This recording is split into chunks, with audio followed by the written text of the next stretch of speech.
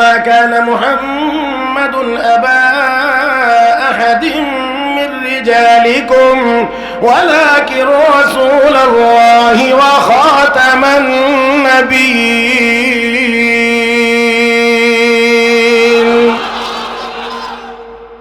আসেনি কোরআন শরীফে আয়াত? আমার নবীকে আল্লাহ বলছেন তিনি আল্লাহর রাসূল এবং শেষ, আস্তে করেন আস্তে করেন, কি নবী? কি নবী? এই জায়গাটা আমাদের ইমানের অংশ, এটা আমাদের ইমানের অংশ। এখানে আসতে বলার তো কোনো সুযোগ নাই। আমার বন্ধুরা, আমার আপনার নবীকে শুধু রাসূল মানলেই উম্মত হওয়া যায় না, মুমিন হওয়া যায় না। যেমন রাসূল মানতে হয়, ঠিক তেমনি ভাবে আমার আপনার নবীকে সর্বশেষ নবী মানতে হয়। এটার নামই তো খতমে নবুয়ত। নবী কি এখন দুনিয়াতে আসেননি? হ্যাঁ, নবী নাই। তবে নবী বলছেন আমার এই আসনটায় বসবার জন্য 30টা ভণ্ড খুব কাড়াকাড়ি টানাটানি করবে। কয়টা? কয়টা? গোলাম মোহাম্মদ কাদিয়ানী 28 নম্বর, তাহলে মানে আরো 2টা বাকি আছে।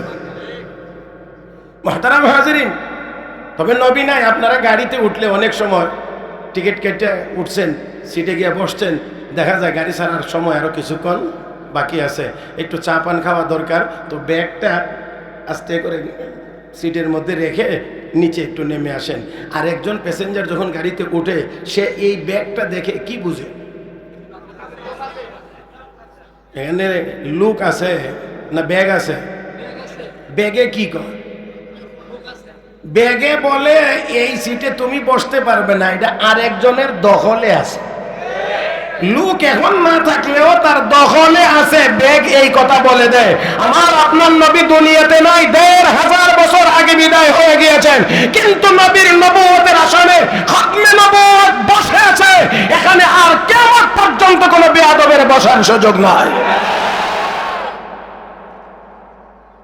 যদি কেউ বসতে চায়, মুমিন না কাফের?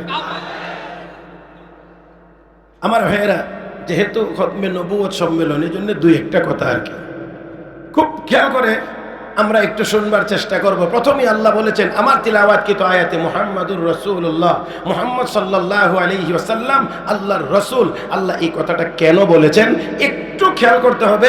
অনেক লম্বা কথাকে আমি খুব সংক্ষেপে আপনাদের সামনে পেশ করে এই জায়গাটাতে নিয়ে আসার চেষ্টা করব।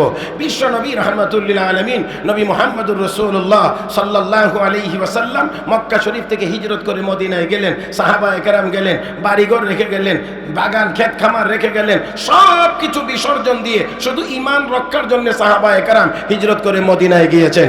মদিনায় যাওয়ার 5 বছর পরে 6 নাম্বার বছরে নবীজি স্বপ্ন দেখেছেন যে সাহাবায়ে কেরামের একটি বিশাল কাফেলা নিয়ে আল্লাহর ঘর তওয়াফ করতে আসে। নবী সাহাবায়ে কেরামের সামনে বললেন, সাহাবীরা আমি তো স্বপ্ন দেখছি তোমাদের একটা বিশাল কাফেলা নিয়ে আমি আল্লাহর ঘর তওয়াফ করতে আসি। এই কথা বলা মাত্রই আমরা তো অনেক কথা সুবিধা হইলে বিশ্বাস করি, যদি আমার যুক্তিতে মিলে তাহলে বিশ্বাস করি, আর না হয় কোরআন ও হাদিসের কথা। তারপরও আমাদের সমাজের অনেক শিক্ষিতরা আমার বুঝে আসে নাই। আরে বেটা নাদান, তোর বুঝেই যদি সবকিছু আসতো তাহলে তো কোরআন নাজিলের দরকারই ছিল না, ওহী নাজিলেরই দরকার ছিল না। তোমার আমার বুঝ যেখানে গিয়ে শেষ হবে, কোরআন তো সেখান থেকে মাত্র শুরু হবে। এই জিনিসটাই বুঝে না, আমার বুঝে আসে না। তোমার বুঝটা কি? তোমার বুঝটা কি? তো তোমার বুঝে আসলে ইসলাম অচল হয়ে যাবে, ইসলামের বিধান অকার্যকর হয়ে যাবে, তা হতে পারে না। তোমার বুঝকে ইসলামের বিধানের সাথে মিলাইতে হবে। যদি তোমার বুঝকে ইসলামের বিধানের সাথে মিলাইয়া চালাইতে পারো তাহলেই তুমি মুমিন হতে পারবে, আর যদি তা না হয় তাহলে তুমিও শয়তানের অনুসারী হয়ে যাইবে। কারণ শয়তানও কিন্তু এই কথাই বলছিল, আদমকে সেজদা করাটা আমার বুঝে আসে না। আপনারা কি আমার এই কথা বুঝেন না নাকি? আল্লাহ বলছেন, এই ইবলিস মা মানাকা আল্লা তাসজুদা ইদ আমারতুক, আমি নির্দেশ দেওয়ার পরে কোন জিনিস তোকে বাধা দিল আদমরে সেজদা করলে না? আমার বুঝে আসে না, আনা খায়রুম মিনহু, আমি তো তার চেয়ে শ্রেষ্ঠ। খালাকতানি মিন নার ওয়া খালাকতাহু মিন তিন। তাকে মাটি দিয়ে বানাইছো আর আমাকে আগুন দিয়ে বানাইছো। আগুন উপরে যা, মাটি নিচে যা। কাজেই আগুন উপরের যাওয়ার জাতি হয়ে মাটির আদমের সামনে কেমনে সেজদা করবে, এটা আমার বুঝে, এই বুঝে আসে না কইয়ে সারা জীবনের ইবাদত সব সব কয় কথায় ধ্বংস। একটি কথা মনে রাখতে হবে, আপনারা 10টা বিষয়ে যদি পরীক্ষা দেন, পাশ করতে হলে কয়টাই পাশ করা লাগে? 10টা। ফেল করার জন্য 9টাই ফেল করা লাগে। কয়টা? কয়টা? একটা। মনে রাখতে হবে, মুসলমান হতে হলে বিসমিল্লাহর বা থেকে মিনাল জিন্নাতি ওয়ান নাসের সিন পর্যন্ত পুরো কোরআন বিশ্বাস করা লাগে। কাফের হওয়ার জন্য খতমে নবুয়ত অস্বীকার করলে কাফের হওয়ার জন্য যথেষ্ট। একটা অস্বীকার করলেই কাফের হওয়ার জন্য যথেষ্ট। কষ্ট হইতেছে, অসুবিধা লাগতেছে বেশি। আসেন, নবী যেই মাত্র বললেন, সাহাবায়ে কেরামের বিশ্বাসের মধ্যে কোনো ত্রুটি ছিল না। সাথে সাথে প্রায় ১৫০০-এর মতো সাহাবায়ে কেরাম মক্কায় এসে আল্লাহর ঘর তওয়াফ করার জন্য, উমরা করার জন্য প্রস্তুত হয়ে গেছে। কারণ সাহাবায়ে কেরাম নবীর কথা শতবার বিশ্বাস করতেন। আমার কথা অবিশ্বাস হতে পারে, 1000 বার হতে পারে, কিন্তু নবীর কথা কখনোই অবিশ্বাসের মতো হতে পারে না। এটা অবশ্যই বিশ্বাসযোগ্য। ইহুদির সাথে নবীর লেনদেন ছিল। ইহুদির সাথে নবীর লেনদেন নির্দিষ্ট তারিখের আগে ইহুদি এসে বলছে, মুহাম্মদ জুরেকন সাল্লাল্লাহু আলাইহি ওয়াসাল্লাম, আমার টাকা দাও। নবী বললেন, আজকে তো টাকা দেওয়ার কথা না। না, আজকে দেওয়ার কথা। নবী বলেন, না, দেখো আরো 2 দিন পরে দেওয়ার কথা। ইহুদি বলে, না, আজকেই দেওয়ার কথা। এমনি মুহূর্তে নবীর একজন সাহাবী, নাম তার খুজাইমা বিন সাবিত রাদিয়াল্লাহু তাআলা আনহু, সামনে গিয়ে দাঁড়িয়ে বলেন, রে ইহুদি, তুই মিথ্যাবাদী, আমার নবী হলেন সত্যবাদী।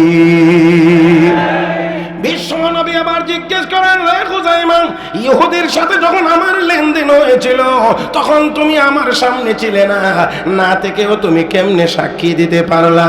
নবীর সাহাবী বলেন, ইয়া রাসূলুল্লাহ, ইয়া হাবিবাল্লাহ, ওগো নবীজি, আপনার দরবারে বসে থাকি, মুহূর্তের ভিতরে আরশে আজিম থেকে আপনার কাছে সংবাদ আসে, আর আপনি আমাদেরকে বলেন এটা যদি বিশ্বাস করতে পারি অবশ্যই আপনি এই লেনদেনের ক্ষেত্রে সত্যবাদী।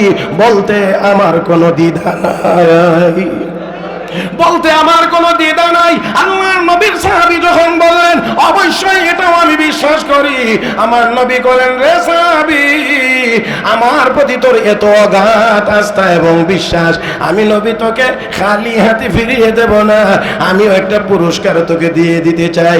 মান শাহিদা লাহু খুজাইমা ফাহুয়া লাহু হাসাবু। আল্লাহর নবী বলেন, যে কোনো মামলা মোকদ্দমায় সাক্ষী 2 জন লাগে, কিন্তু তুমি খুজাইমা একলা সাক্ষী দিলেই 2 জনের সমান হয়ে যাবে। তোমার একজনের সাক্ষী 2 জনের সমান। আল্লাহু আকবার, জোরে কোন একটু।